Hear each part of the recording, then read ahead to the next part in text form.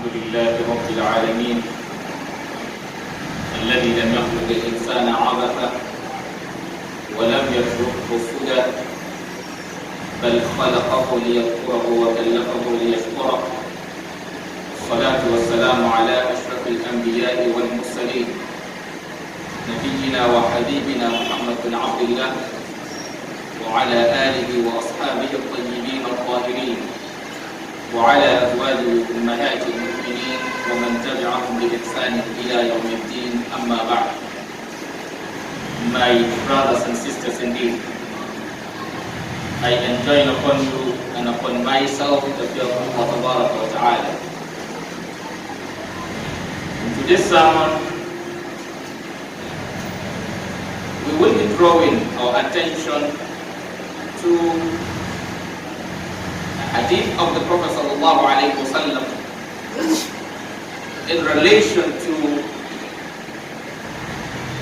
a brother, which is a Christian brother, that I stumbled on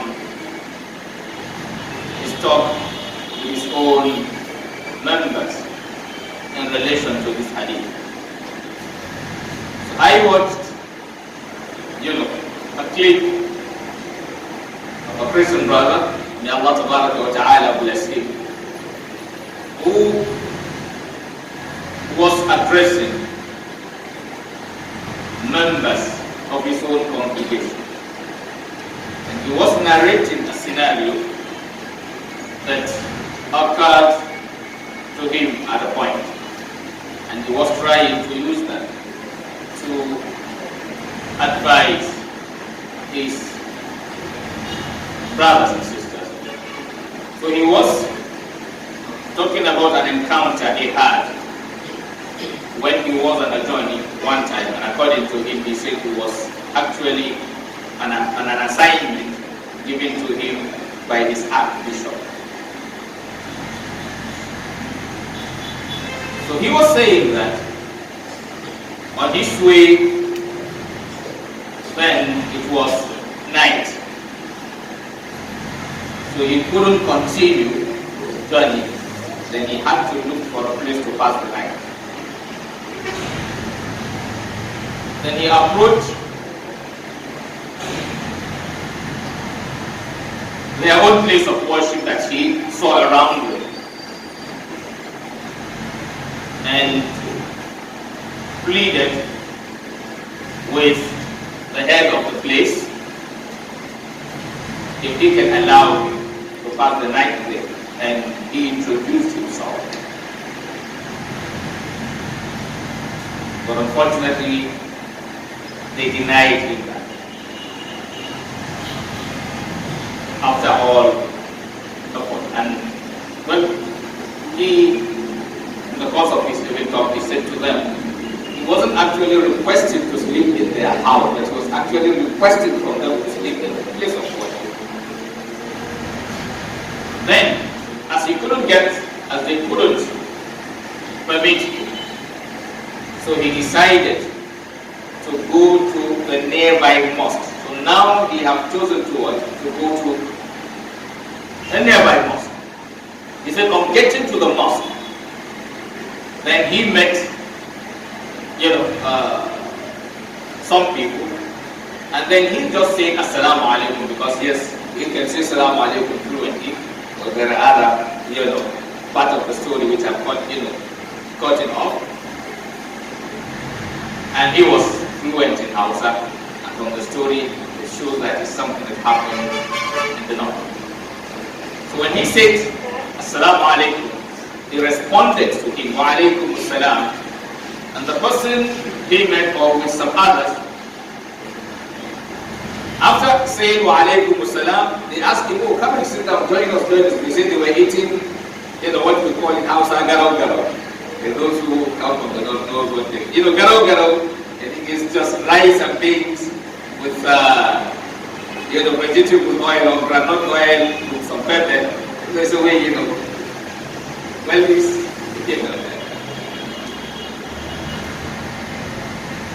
something common in the north. So he joined them. He ate, and after after eating, they told him, okay, well, this is where we sleep. If you wouldn't mind, they can just get any corner and pass the night. And he said he slept in the mosque. And before Subuh prayer, because he is conversant with the Salah. So before Salah time, then he sneaked away. He left. And he was trying to draw the attention of his own people to this, that yes, this is how Muslims are. This is because the common thing they usually see among themselves as Muslim Afro Muslim. He's trying to show them that they also want to be strong, and they need to what? To be able to what? Live like that or live like that. But you see, as Muslims, we have to thank Allah Ta'ala. As said by Allah Ta'ala in the verse of the Quran, that وَآتَاكُمْ مِنْ كُلِّ مَا سَأَلْتُمْ. He said He gave you everything you asked for, you requested. They say, وَإِنْ تَعُدُّوا نِعْمَةَ اللَّهِ لَا تُحْصُوهَا. If you are to count the blessings or the bounties or the good things Allah Ta'ala have done for you, you will not be able to cover it. And I think this is more connected to you as a Muslim than any other person. It is related to all human beings. That you as a Muslim, you are some degrees ahead. Because with Islam, Allah has given you what you cannot quantify. I usually say to my brothers and sisters, when you see a Muslim in any situation and he says he does not know what to do, it's either he knows what Allah wants him to do, but he is not ready to submit, or he has not taken his time to learn what Allah expects of him. Because if you know something and you don't want to apply, yes, it won't help you. And if you don't know something, yes, definitely you will survive. Because maybe if you don't know what to do, even if what you have to do is there, then definitely you will suffer the same. Because you have not taken your time to learn what you're supposed to learn, which is the state of many of us. Because many of us today have excuses for not being able to learn our deen. So that you as a Muslim, this simple hadith is the way our brothers, that this brother of ours met.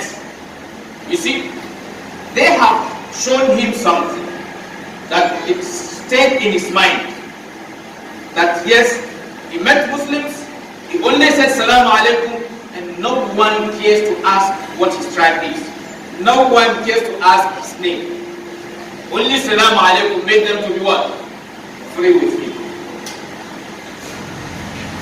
Because usually that is part of what Salam teaches, You say Salaam Alaikum, it means what? Peace unto you. So you don't come with peace anyway.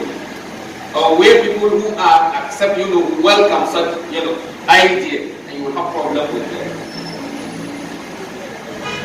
He was able to eat his food, pass his night, and left peacefully. Why? Because he met people who decided to apply the teachings of Islam as at that time. So by telling him Bismillah, Bismillah doesn't mean because the food they feel is enough here. A Muslim is taught to share.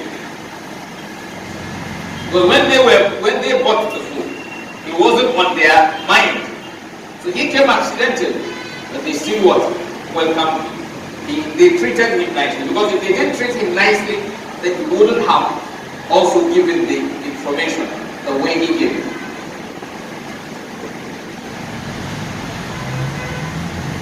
So as Muslims, our deen is a deen that encourages us towards brotherhood. It's a deen that teaches you to love your brothers. It's a deen that makes you to understand that you cannot enter Jannah, you cannot attain salvation when you don't love others. We usually relate this hadith to us from time to time. That the Prophet said in that hadith that La tadkhulul Jannah, you cannot enter the paradise until what? Until you believe. And he said you cannot be a believer until what? You love one another. And he said, do I tell you something? Or do I show you something? If you do that, أو أدلكم على شيء إذا فعلتموه تحاببتم, then he says, أفشوا السلام بينكم. He says, do I tell you something that when you do it, it will what? It will make you to love one another. He says, spread salam amongst yourself. He came and said salam, and he was what? Welcome.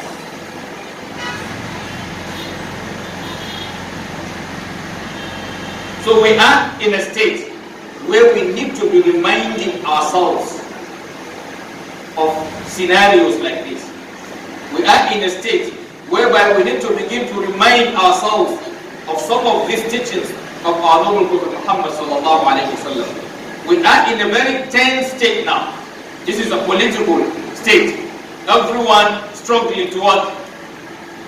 To win an election. There is no harm. But at the same time, we must always remember that we are brothers, irrespective of our tribal differences, irrespective of our political differences. Your Muslim brother in PDP is your brother. Your brother in APC is your brother. Your brother in Labour Party is your brother. Your brother in Africa is your brother.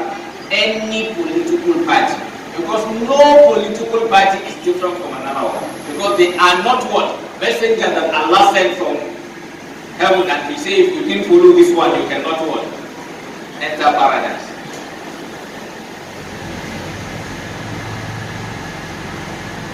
No political party will put you in Jannah. What will put you in Jannah is how you behave within every political party. And I want us to know this.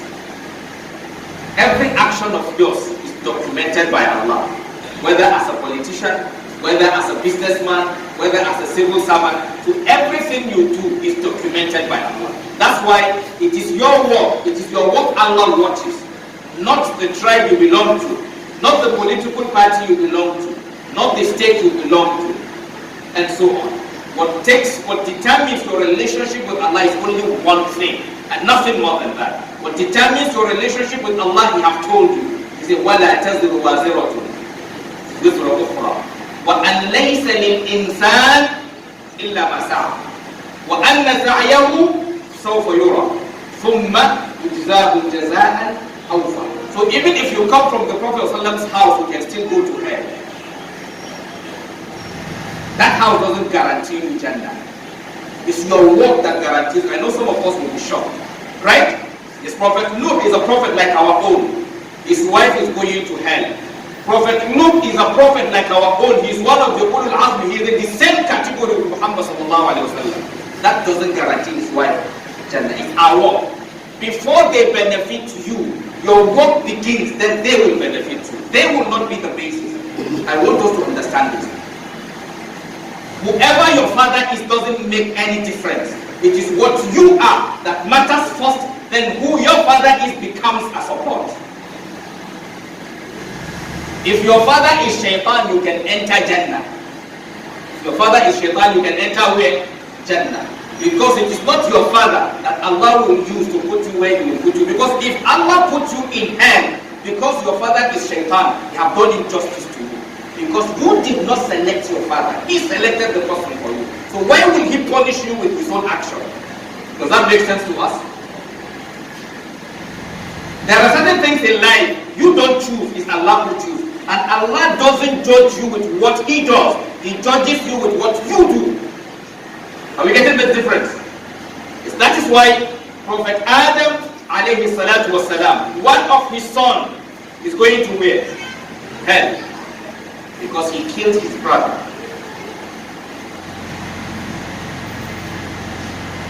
Prophet Nuh, his son is going to hell because he did not what? He did not believe in his father. So before his father's position works for him, he has to take the path. You cannot deviate from the path of Allah and expect Allah to what? To put you in Jannah. Allah says, وَالَّذِينَ جَاهَدُوا فِينَا لَنَهْدِيَنَّهُمْ سُبُلَنَا. If you fall within those فِي قُلُوبِهِمْ مَرَضٌ, what will happen? فَزَادَهُمُ اللَّهُ مَرَضًا. It's your choice. وَهَدَيْنَاهُمْ نَجْدَيْنِ. So we say, فَمَنْ شَاءَ فَلْيُؤْمِنْ وَمَنْ شَاءَ فَلْيَكْفُرْ. It's your choice. You make the choice, then he supports you in what the choice you make.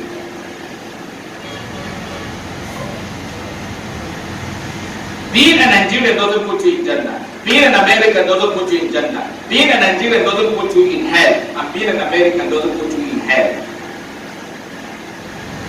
Some Americans will go to Jannah. Some Nigerians will go to Jannah. Some Nigerians will go to hell. Some Americans will go to hell. Some people from Makkah will enter Jannah. Some will go to hell. That's how it is. Everywhere is true.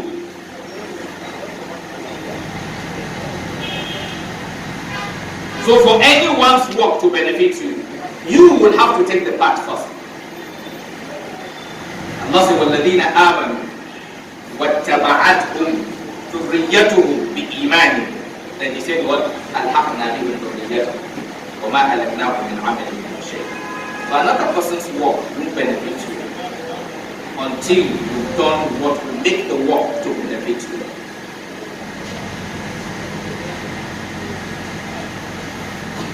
So my brothers and sisters, indeed, we don't need to hate ourselves or fight ourselves or kill ourselves for political reasons, for material reasons.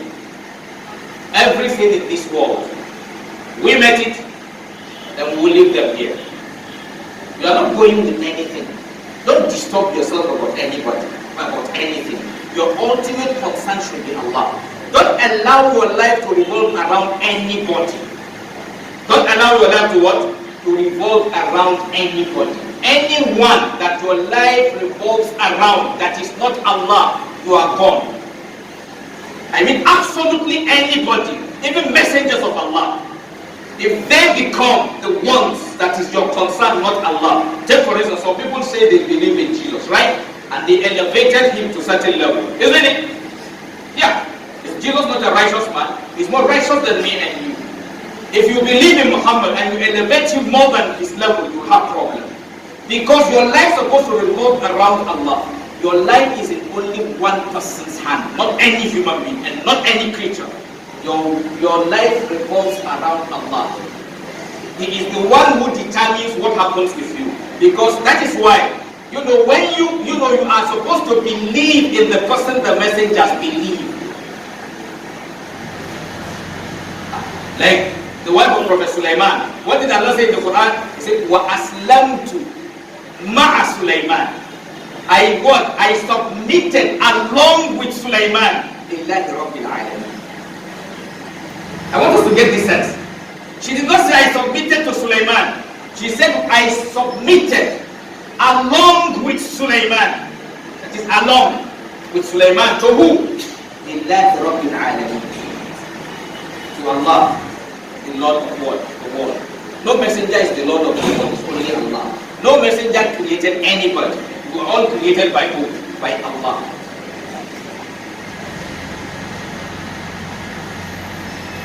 So that is not even about politics or not about anybody.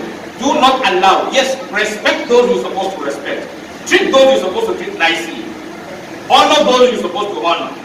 But do not allow your life to revolve around anybody. Because that person depends on Allah, and you are also supposed to depend on who? On Allah. May Allah Ta'ala unite us and make us a people that, yes, worldly things should not push us to deviate from the path of Allah Ta'ala. أقول ما تسمعون وأستغفر الله العظيم الجليل لي ولكم ولسائر المسلمين من كل ذنب وخطيئة فاستغفروه إنه هو الرحيم.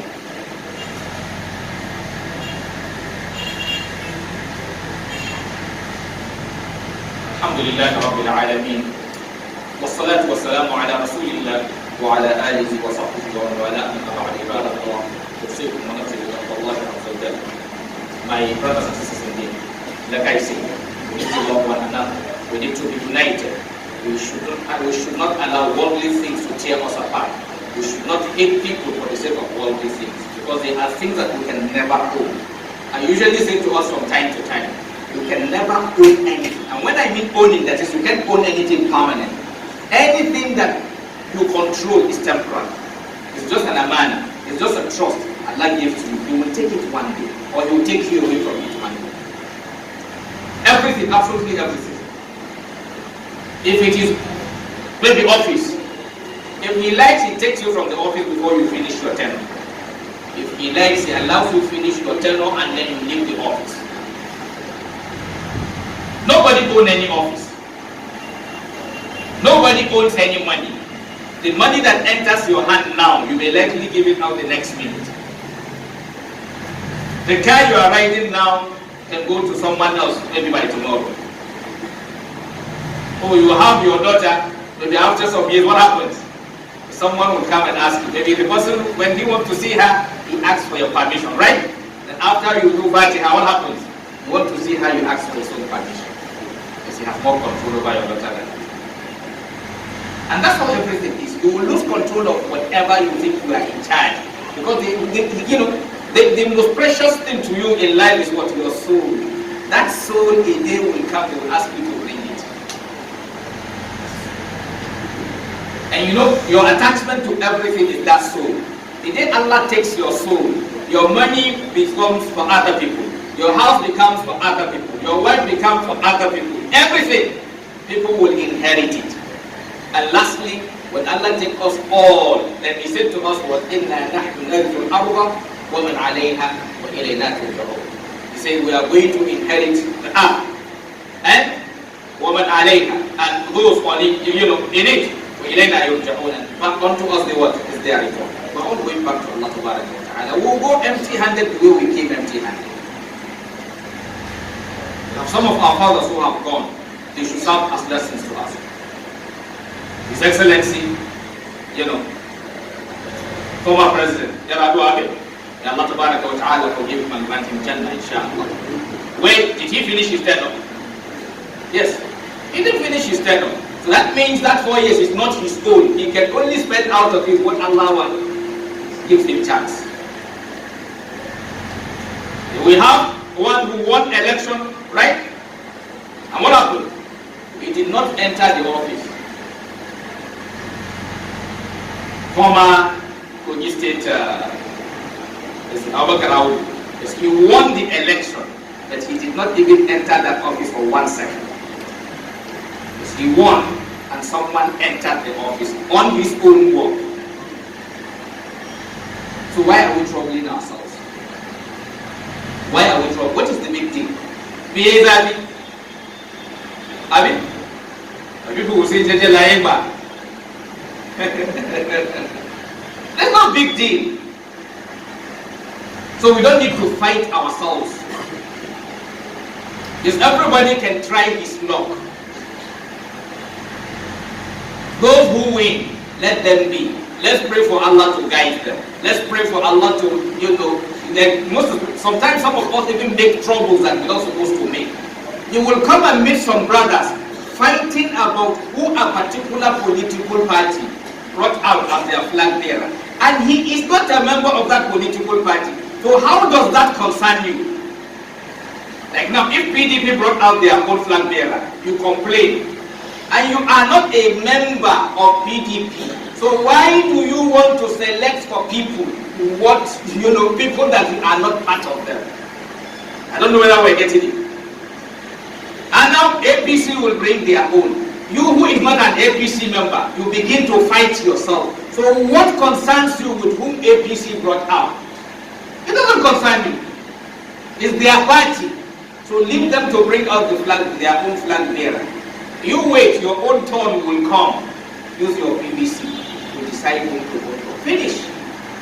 There's no need fighting. We don't need to abuse anybody. We keep abusing ourselves and attacking ourselves on social media. Say your view.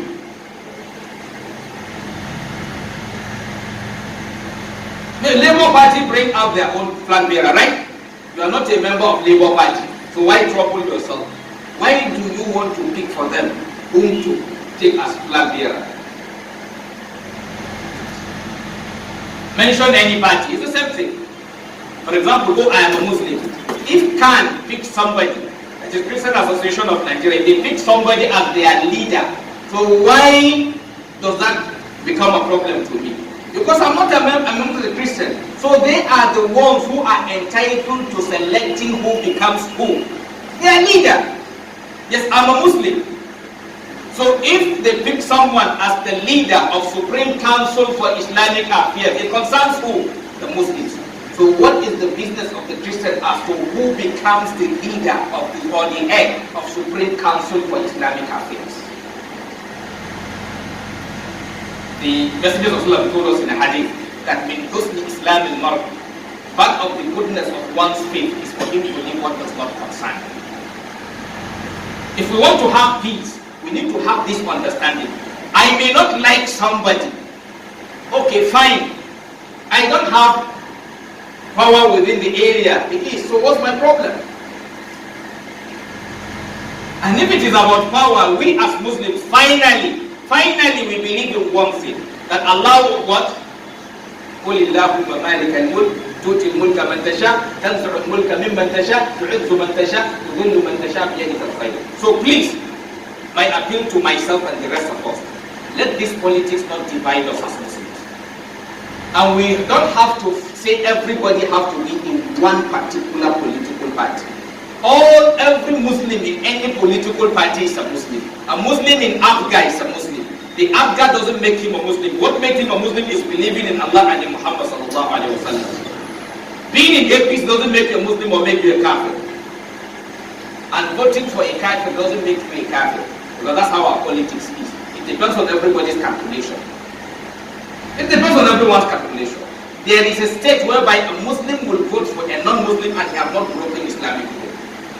And there is a state it will say he breaks Islamic rule. It depends on why. And some issues are ijtihad from scholars. So we should not be putting it as if it is what? An instruction from Allah. That when they break it, they've broken Allah's instruction. And we should not pick any scholar. No single scholar on the surface of the earth that does not have good in him and bad in him. So do not subject yourself to any scholar. That here when this scholar speaks and that's all is final. The person who speaks that is final is who?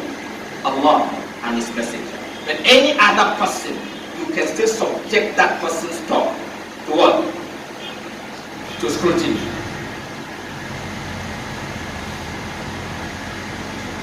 You can subject his talk to scrutiny. No scholar is a prophet. And that's why no scholar's word is Allah's word or prophet's word.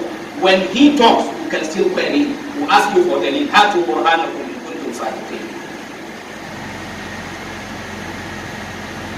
May Allah Ta'ala guide us, unite us, make us people who will love ourselves irrespective of our tribal differences, irrespective of our regional differences. But like I'm saying, even you as a Muslim, you need to treat the non-Muslims nicely, kindly, because that is what your deen taught you.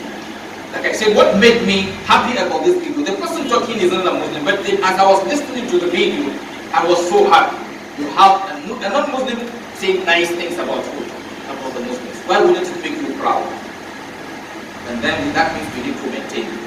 We should not allow the world to make us the great for people. ربنا آتنا في الدنيا حسنة وفي الآخرة حسنة وقنا عذاب النار.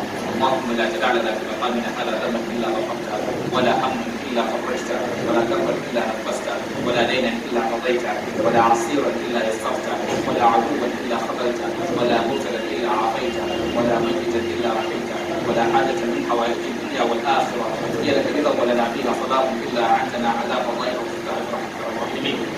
اللهم بعلمك الغيب وقدرتك على الخلق أحينا ما علمت الحياة خيرا لنا وتوفنا إذا علمت الوفاة خيرا لنا. اللهم إنا نسألك خشيتك في الغيب والشهادة ونسألك كلمة الحق في الرضا والغضب ونسألك القصد في الغنى والفقر ونسألك نعيما لا ينفد ونسألك قرة عين لا تنقطع ونسألك الرضا بعد القضاء ونسألك فضل العيش بعد الموت. اللهم أصلح أئمتنا وولاة أمورنا. اللهم أصلح أئمتنا وولاة أمورنا. اللهم أصلح أئمتنا وولاة أمورنا واجعلهم في من خافك واتقاك يا رب العالمين.